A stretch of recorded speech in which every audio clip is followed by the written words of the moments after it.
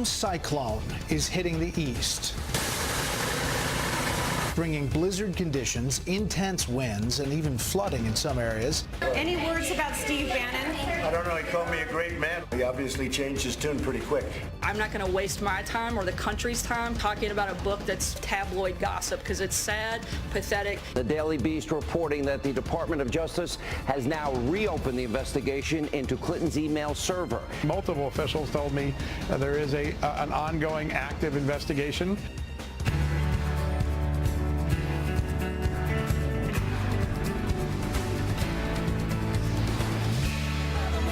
Good morning. It is Friday. You made it through the week. What a great song to end the week. And boy, is it a cold end to one. It is a brand new day, and this is the first live program for you here on Fox News. You're watching Fox and Friends First on this Friday morning. I'm Heather Childers. Let's get to our top story this morning, though. It's not the cold chill. It is the hot seat for Hillary Clinton once again. The FBI reportedly investigating her emails again, while the DOJ eyes pay-to-play accusations. This as Fox exclusively obtains the letter showing the agreement to hand over dossier-related documents. Todd Pirro is here to break it all down for us. Good morning, Todd. Good morning to you, Heather. According to the Daily Beast, the goal in looking at these emails is to learn how much classified information was sent over Hillary Clinton's server, who put that information into an unclassified environment, and which investigators knew. All this as the Justice Department launches a new inquiry into whether the Clinton Foundation engaged in any pay-to-play politics or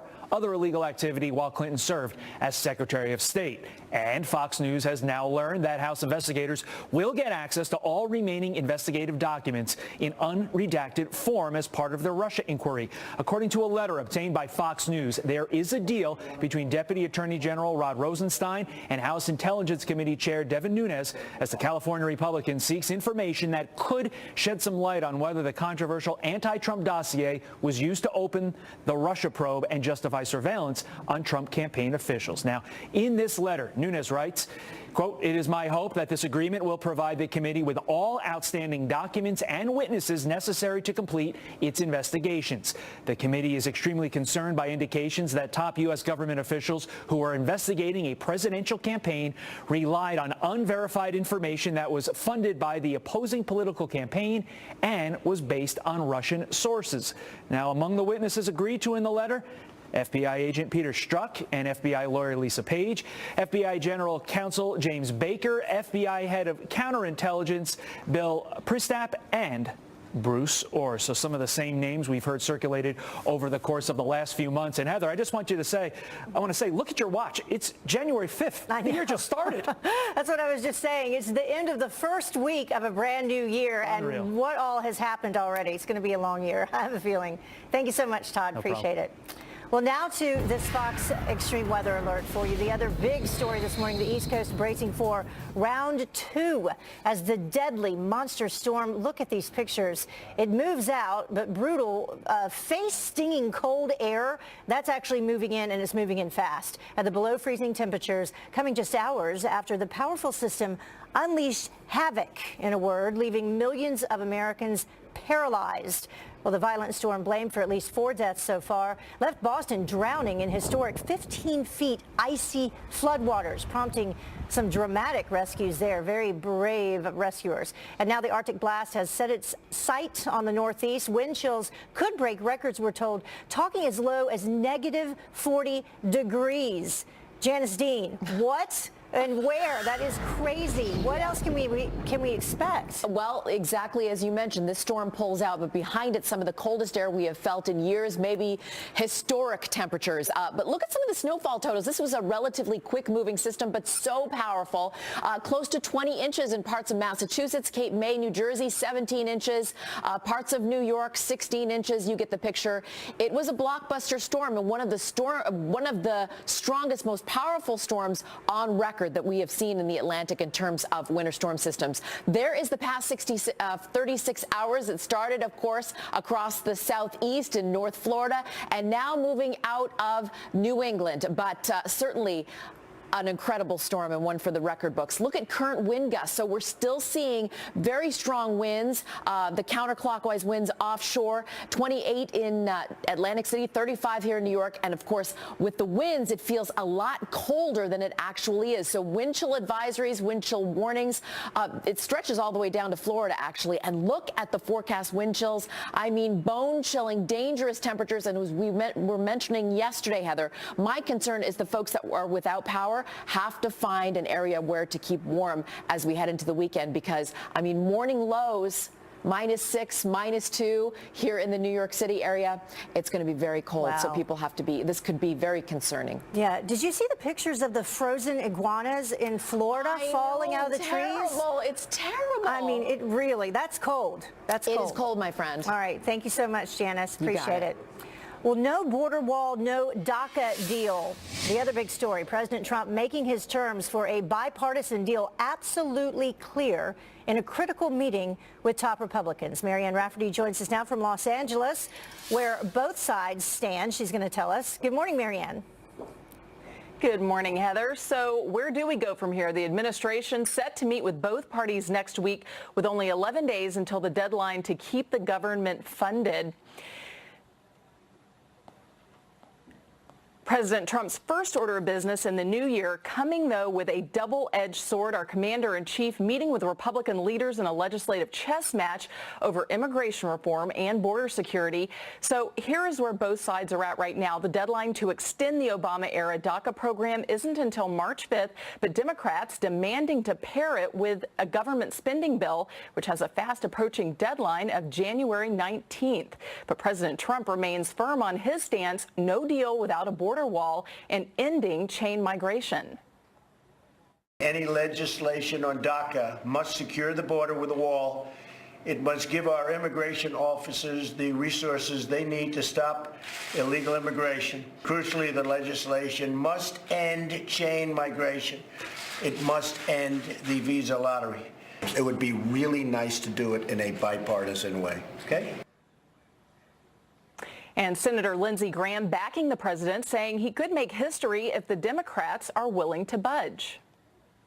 Obama couldn't do it. Bush couldn't do it. I think you can do it. Be good for the country. Everybody's got to give a little bit. This must be done now. Leader McConnell seems to think there's no urgency. We disagree strongly. Every morning they wake up with a pit of fear in their heart that they will be deported. Again, the administration set to meet with both parties next week, only 11 days until the deadline to keep the government funded. Heather? Yeah, and you know what's crazy? The House, you mentioned that they're going to meet next week, both parties. That's because the House hasn't returned yet. They're not due back until January 11th, which is crazy with all this work to be done. Thank you, Marianne. Appreciate it. Yes, Have a great weekend. Thank you. Well, it is sentencing day for the 5-time deported illegal immigrant acquitted of killing Kate Steinle. Jose Inez Garcia Zarate could get up to 3 years behind bars for the only conviction that was handed down by jurors. That was a felony possession of a firearm. Well, his acquittal on murder and manslaughter charges sparked nationwide outrage after he admitted to accidentally firing the gun, that's what he claims, that killed Steinle on a San Francisco pier back in 2015. Well, the former U.S. Marine accused of planning an ISIS-inspired terror attack on Christmas will be arraigned today. Everett Jameson is accused of using explosives to funnel people to an area on Pier 39 in California and then shoot them. That's what he was planning when Jameson was a trained sharpshooter before being discharged for fraudulent enlistment. He faces up to 20 years in prison. And President Trump opening the floodgates of American energy by expanding offshore oil drilling in the United States. So the plan gives companies the option to drill on 90% of both coastlines off Alaska in more than 40 locations to produce both natural gas and oil. Environmental groups are outraged, though, after it overturns Obama-era rules that restricted drilling to just 6% of the same protected areas. And Republicans, they still control the Virginia State House thanks to the luck of the draw. We told you this was going to happen. The names of the two candidates who landed in a tie, rolled up into film canisters, and then dumped into a ceramic bowl, swirled around, and then drawn. The winner will be in the first canister.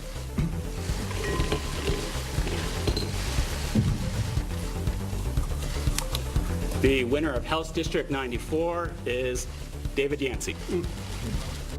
Seems crazy, but that's how they did it. Republican David Yancey's name pulled out, meaning that he gets to keep the seats. Virginia's state law calls for tied elections to be decided by a drawing, but it hasn't been used since 1971.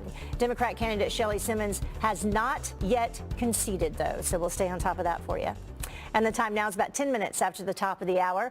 An Obama-era pot policy is up in smoke, and it's sparking some outrage in the states where it is legal to light up. Our next guest says that it's more proof that the Trump administration isn't backing down when it comes to the law. And hotels, airports, and even supermarkets could soon be overrun by robots, a major move in the world of technology. So is your job in jeopardy? It's all fake news. It's phony stuff. It didn't happen. Fake news. Fake news. Fake news. Where it could soon be a crime to spread fake news. That's right. But first, a look at some of your snow pictures as we go to break. And that is our floor director, Matt's little boy. Welcome back to Fox and Friends. First, an Obama-era pot policy is officially up in smoke. The DOJ announced that it will no longer turn a blind eye to states that legalize marijuana, leaving the now emerging industry in limbo. So joining me now is Washington Times legal affairs reporter Alex Warrior. Thank you so much for joining us this morning. Appreciate it. Yeah, of course. Thanks for having me. So what do you think about this? What does this mean in terms of federal law versus state law? I think that really we're going to have to wait and see in practice over the next few months if there's an increase in prosecutions related to marijuana crimes, especially in states, of course, like Colorado, California, those that have the legalized sales and recreational uses of marijuana. So it's a little too early to tell. I think it's interesting that the 2013 Obama DOJ memo did detail 8 instances where federal prosecutors could get involved in marijuana crimes, and so those involve like the sales to underage individuals. I think the law in Colorado is 21 and older. Right. It also dealt with combating gang members and the ties to drugs there. So I think there are still areas where in the past federal prosecutors have been able to prosecute crimes. And so we're going to probably see the same emphasis put on those, especially knowing Jeff Sessions. He's definitely spoke about gangs. You mentioned Colorado, and we can put this up as we continue to talk. There are 8 states right now and Washington, D.C. that have legalized recreational marijuana. California was just the latest that we were talking about last week. And then this is what Cory Gardner had to say. He had a couple things that he said on Twitter in response to this, because, of course, Colorado, as you said, that's where it's legal. He said that I am prepared to take all steps necessary, including holding DOJ nominees until the Attorney General lives up to the commitment that he made to me prior to his confirmation. And then the next one that he had to say, he was saying, given the department's well-established general principles, previous nationwide guidance specific to marijuana enforcement is unnecessary and is rescinded effective immediately. So what do you think about those comments? I think it's interesting, especially because the Controlled Substance Abuse Act it was passed in 1970. It's old. And so lawmakers like Cory Gardner could propose new legislation to address these concerns. I reached out to his office yesterday to ask if that was something, he was thinking about doing. I didn't hear back. I've tried to see if there's other lawmakers from some of these states that have proposed that idea. I think, that might be something we see in the next coming weeks, depending on how this ends up playing out.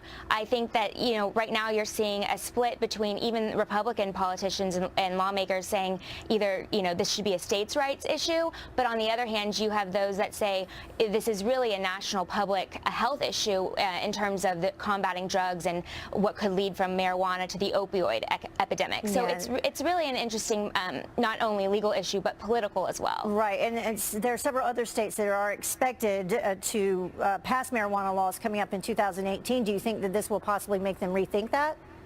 It definitely could. I think again, we're going to see what happens over the next few months if there is an increase in these marijuana convictions, how this exactly plays out, and what sort of direction those U.S. federal prosecutors in those states say. We have the one in Colorado saying he's not going to do any change. He's going to continue to enforce the law as he has been since in the past years, and that is at the direction of Jeff Sessions. He said the focus should be on safety, and that does resemble the 2013 memo where it does dictate where the marijuana use could go into other crimes and lead to the use of firearms and what I referenced with drugs. Which there is a connection. Drugs and gangs. There is an undeniable connection there. All right. Alex Sawyer joining us this morning. Thank you so much. Have a great weekend. Appreciate it. Thank you.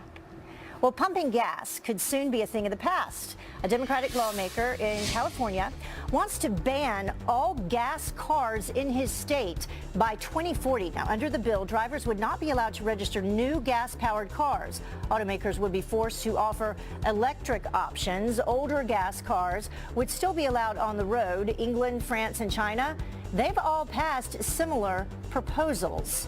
So that would have a huge economic impact there. And if you work in the service industry, your job may soon be on the chopping block. LG Electronics is rolling out some new robots to replace workers in hotels, airports, and even supermarkets. The tech giant has designed 3 bots that can guide passengers to airport gates, serve at diners, and even help customers at grocery stores. A test are being done in one South Korean airport right now, but the technology is still, we're told, years from being introduced to the public. So they're taking over. The time now is about 19 minutes, almost 20 minutes after the top of the hour. Don't drink and drone, where lawmakers are now looking to police the friendly skies. And this is why we stand. President Trump tweeting this emotional photo of a widow mourning a fallen American hero. Carly Shimkus is here with the patriotic message to the NFL. Good morning. Well, the president sending a powerful message to all of those NFL kneelers with this picture. And Joe Biden has a message for anyone who thinks he's too old. But first, Mark Zuckerberg's New Year's resolution is making some big news. Carly Shimkus with Fox News Headlines 24/7, Sirius XM 115 is here with what is trending. And Carly, the Facebook founder to begin with, not getting a whole lot of likes, right? Yeah, that's right. Well, each year, Facebook CEO Mark Zuckerberg makes a big New Year's resolution, and this one might be his most challenging yet. That's because he's vowing to fix Facebook. In a post written on Facebook, Zuckerberg says, quote, "The world feels anxious and divided, and Facebook has a lot of work to do, whether it's protecting our community from abuse and hate, defending against interference by nation states, or making sure that time spent on Facebook is time well spent. My personal challenge for 2018 is to focus on fixing these important issues." Now, Facebook has been criticized for not doing enough to fight online abuse. It was also blamed for spreading fake news aimed at affecting the 2016 presidential election. So some people are skeptical. Take a look at this tweet. This person says Mark Zuckerberg pledges to do the job he already has, basically. Another Twitter user points out Facebook, that's still a thing? Wow. What is it? 2011? Yikes. And Julie on Twitter also says he would have to delete the whole thing in order to fix it. So last year, his New Year's resolution was to tour the country and talk to people from all 50 states. This year, it looks like he's focusing on his day job. Did he keep his resolution last year? He sure did. Oh, okay. Yes. Well, maybe that's a sign he'll keep this every single too. one. Yeah, it will be interesting to see what happens this year. We're going to keep track. Okay, so Howard Dean says that Joe Biden's too old. Yeah, yesterday, Howard Dean made a comment telling older members of the party to get out of the way to make room for fresh blood. Well, Joe Biden is fighting back, literally. Take a listen to this. Tell Howard I can take him physically, okay? Look, come on. This is about, you're going to be running against a man who's going to be 75 years old, or 76 years old at the time, whatever his age is. Okay, well, Howard Dean responded to that saying the point here is that we need a new way of thinking in our party, and the younger generation can supply that. Happy to arm wrestle Joe, though, so a little lighthearted ending to that. All right, so finally, this picture that President Trump tweeted out, and he sent it specifically to all the NFL kneelers. That's right, a picture everyone must see, according to the president. Take a look at this heartbreaking image. It shows a woman kneeling at the grave of a fallen soldier, her husband. Their child is right there as well. He tweeted, "So beautiful, show this picture to the NFL players who still kneel." That message heard loud and clear on social media. Joey on Twitter says exactly these are the true heroes of America. They gave their lives. Yeah, How about really that? breaks your heart. Reminds me of the picture also of the two little boys that were asleep at the grave of their There's so father many there as examples well. like that, and it is so good And to pictures see worth them a million words. Absolutely. All right, thank you so much, Thanks, Carly. Heather. Well, the time now is about 30 minutes after the top of the hour, and a surge of icy water flooding downtown Boston. Now, scenes like this are playing out all along the East Coast. We're live on the ground as people try to start digging out. And President Trump ready to help dreamers if Democrats play ball with the wall. With so much on the line in 2018, which side can afford to cave to the compromise? Our political panel's on deck to debate it. Back with some extreme weather to talk about. The deep freeze after the storm. Millions of Americans are waking up to blistering cold temperatures, cars covered in ice and snow. This is in Boston, where there's also all that icy floodwaters as the bone-chilling Arctic blast continues to move in. There's a shot of it there. It's crazy. Well, Laura Ingalls live for us in New York, where people are trying to dig out, but no doubt, look at how cold is it, Laura? Hi, Heather. Well, it is, in fact, bitterly cold out here. We're in Suffolk County out on Long Island, where the real feel is -2. And actually, that is not even the worst of it for some of the areas that we've been looking at. You've got real feels in the minus teens in many places. And if you just take a look behind me, this is a lot of the snow removal. And this is a scene that's being repeated all over Long Island, New York, New Jersey, you name it. They've seen it on the Atlantic seaboard. Now, right now, we want to show you some snow totals and some scenes of what happened in New York City, where you are. You've probably heard that Central Park got just about 10 inches, 9.8 to be exact. Many areas out here on Long Island got about 15 inches of snow. And of course, that is just going to make the indication of what the sanitation workers are going to have to deal with citywide and region-wide. In Boston, as you mentioned, residents are bracing for a fierce day of freezing temps as well. They got about 18 inches of snow with hurricane force winds, historic coastal flooding, which caused the evacuation of some stranded people. They came up to the front door and they, he put me over his shoulders and put me in the car. It was like cars outside almost completely underwater, and there was water coming in the back door. Airports all up and down the East Coast were absolutely hammered with cancellations and closures. You've probably seen some of the pictures of people stranded. FlightAware now reporting more than 5,400 flights were canceled across the U.S., and more than 2/3 of those flights originated out of the New York and Boston area. So we've got a long day ahead of us of cleanup, of people trying to get back on flights. We've got more to come, and we'll send it back to you, Heather. Man, a real feel of -2. I don't know. I shouldn't even say try to stay warm, because that's just ridiculous. Thank you so much, Laura. Appreciate your coverage for us. We're going to all do our best. Thank you, Heather. And the crew as well out there. Well, it is out. The book being billed as a White House tell-all. It's on store shelves now. And yes, that's 4 days early.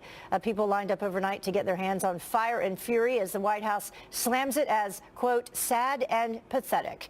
Griff Jenkins joins us now live from Washington, D.C. with what the president is saying. So, Griff, there was a cease and desist, and then it actually turned around and came out early.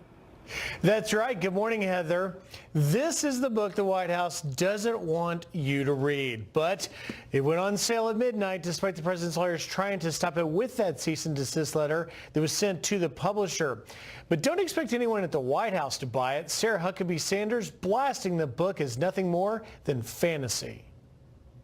There are numerous mistakes, but I'm not going to waste my time or the country's time going page by page talking about a book that's complete fantasy and just full of tabloid gossip, because it's sad, pathetic. In the fallout between the president and his former chief strategist continues as President Trump responded to a question about Bannon's numerous disparaging remarks against him and his family, like calling first daughter Ivanka dumb as a brick or alleging Don Jr. was treasonous and unpatriotic. I don't know, he called me a great man last night, so, he obviously changed his tune pretty quick. All right, thank you all very much.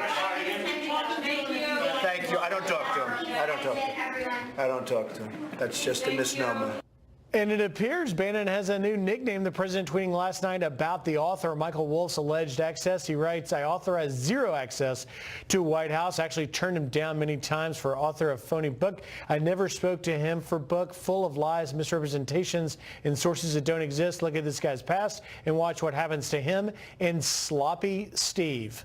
Now, the president's lawyers continue to threaten legal action against Bannon for these statements, as numerous reports suggest that important financial backers of Bannon may be distancing themselves from him. And finally, if that wasn't enough, Heather, one high-profile attorney said on another network that he has it on, quote, good authority that Bannon may be considering legal action against the president for defamation. Oh, my goodness. So it just continues to unfold for sure. I'm sure stuff will happen today. Thank you so much, Griff. Appreciate it. And I want a copy of your book. Well, we are now one step closer to finding out exactly who paid for the anti-Trump dossier. This will be huge. A federal judge denying Fusion GPS's bid to squash a subpoena for its bank records. The judge ruling that the firm behind the dossier must hand over the documents to the House Intelligence Committee as part of its probe into Russian election interference. Fusion GPS plans to appeal. And President Trump isn't the only one fighting fake news. Now France could make it illegal.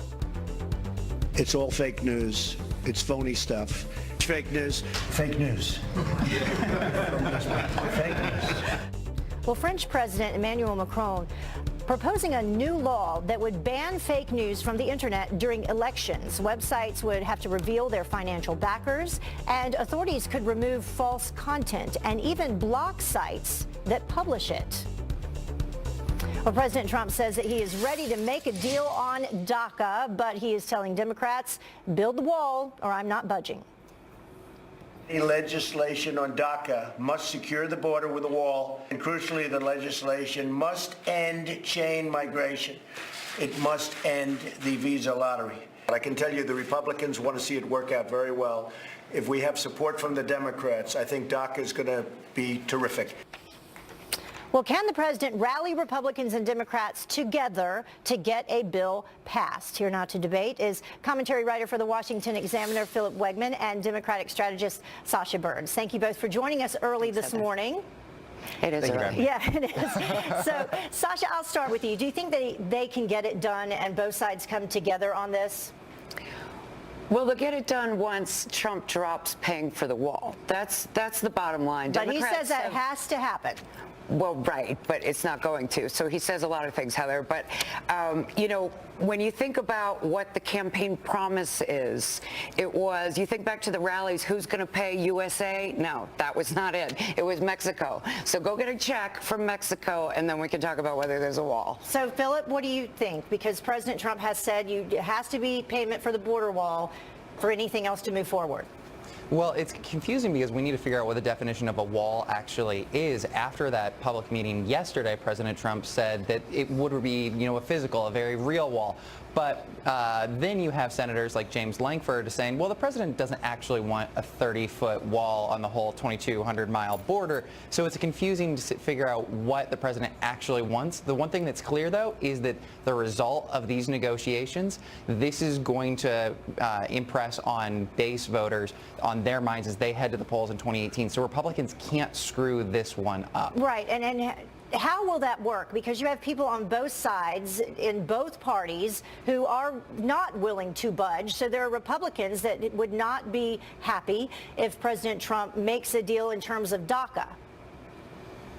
Well, one of these sides is going to have to give, and I think that you can't underestimate the extraordinary pressure that Democrats are under right here, because right now they have the leverage going into this government shutdown debate because of the arithmetic. Republicans are going to need 60 votes to get any agreement across the finish line. So there's going to have to be Democratic buy-in. The question is what Democratic senators can actually work with Republicans and survive backlash from their own progressive base. Right, and then there's the same question in terms of, Sasha, Democrats and their base that is so extreme on their side, because if there's an agreement that works into this in terms of chain migration and the visa lottery, they're not going to be happy. Well, I mean, whether or not they, I think they'll be happy with the Dreamers being safe and with the government not shutting down. And in terms of the pressure on them, you know, I hope they all feel pressure to not shut down the government. But the Republicans in Congress know that they are the ones who will be faulted if the government shuts down. And with, as you were saying, Trump hasn't exactly said what the, you know, what are the parameters that have to be. They're not going to fall on the sword for him again. Philip? So the one thing that I think is actually important to point out here is that there's reason to be optimistic, as silly as that sounds. You have Senator Lindsey Graham saying that, you know, some bill is going to get to the president's desk. And historically, this is something that Democrats were not able to do when they controlled both chambers of Congress and also, you know, when it was a divided government. So the fact that there even is appetite right here, I think is remarkable, that there's appetite for a bipartisan deal. And if something does get to the finish line, I think it'll be, you know, a remarkable achievement, even if both sides aren't happy with the final result. All right. Thank you both for joining us this morning. Appreciate it. Philip and Sasha, thank you. Have a great weekend. You too. You too. Well, the time now is about 20 minutes until the top of the hour. Remember the rash of smartphones bursting into flames without warning? Well, now a brand new device that you might be using every day that's sparking a dangerous recall. We're going to win so much. You are going to get so sick and tired of winning. You're going to come to me and say, please, please, we can't win anymore. And tired of winning yet? Get ready for more. Back with a Fox Business Alert for you. The Dow Jones continues its record-breaking rise. President Trump weighing in with this tweet. Dow just crashes through 25,000. Congrats. Big cuts in unnecessary regulations continuing. And Tracy Krosko from our sister network Fox Business is here with the latest. Good morning, Tracy. Good morning, Heather. Yes, it was a record-breaking day on Wall Street yesterday. The Dow closed just over that 25,000 mark at 25,075.